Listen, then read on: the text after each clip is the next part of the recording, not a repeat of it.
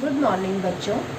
कल हमने पौधों एवं जंतुओं का संरक्षण पाठ में वनोन्मूलन के बारे में पढ़ा था, यानी कि वनों का ह्रास होना। अब वन और वन्य जीवों का संरक्षण कैसे हो, आज हम इसके बारे में पढ़ेंगे।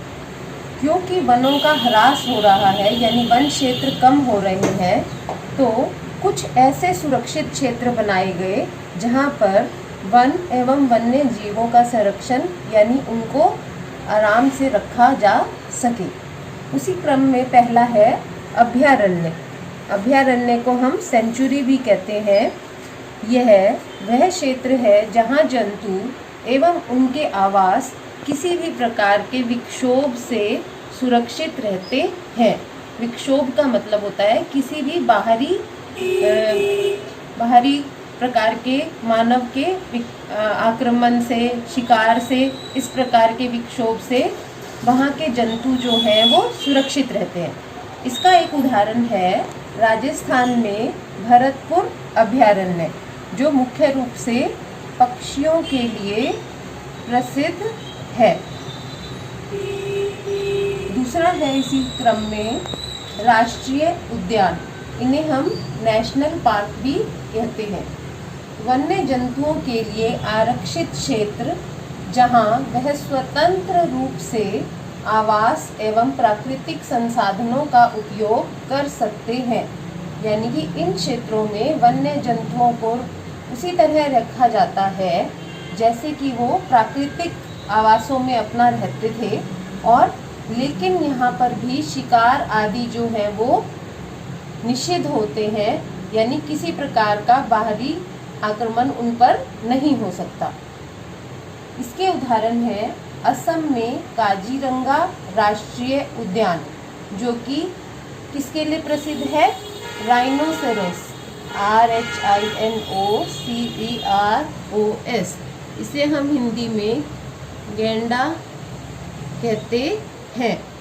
और दूसरा उदाहरण है इसका उत्तराखंड स्थित जिम कॉर्बेट राष्ट्रीय उद्यान, जो कि मुख्य रूप से बाघों के लिए प्रसिद्ध है।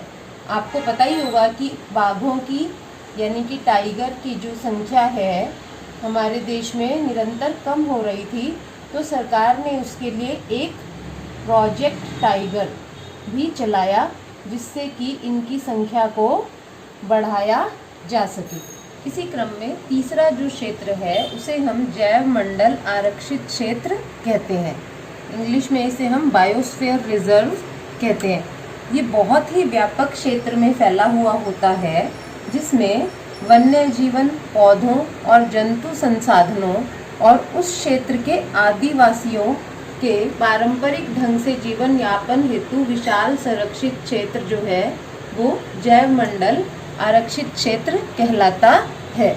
इसमें बहुत अधिक प्रकार के पेड़ पौधे, जंतु और वहाँ के रहने वाले आदिवासियों को भी शामिल किया जाता है, जिससे कि उस क्षेत्र की संस्कृति और विरासत जो है वो ठीक प्रकार से बनी रहे। इसके उदाहरण हैं मध्य प्रदेश में पचमढ़ी जैव मंडल आरक्षित क्षेत्र। क्योंकि ये बहुत बड़ा क्षेत्र होता है, तो इसमें राष्ट्रीय उद्यान और वन्य जंतु अभयारण्य भी हो सकते हैं। जैसे इस पचमढ़ी जैव मंडल आरक्षित क्षेत्र में सतपुड़ा राष्ट्रीय उद्यान है और बोरी व पंचमढ़ी वन्य जंतु अभयारण्य भी है।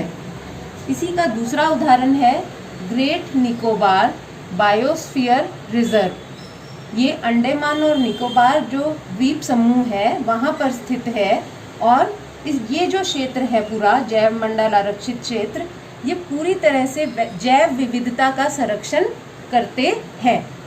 जैव विविधता क्या होती है, इसे हम बायोडाइवर्सिटी भी कहते हैं। किसी क्षेत्र विशेष में पाए जाने वाले सभी पौधों, जंतुओं और सूक्ष्म जीवों की विभिन्न प्रजातियां, यानी कि जितने भी छोटे से छोटे, बड़े से बड़े जीव हैं इस क्षेत्र में सुरक्षित रहते हैं।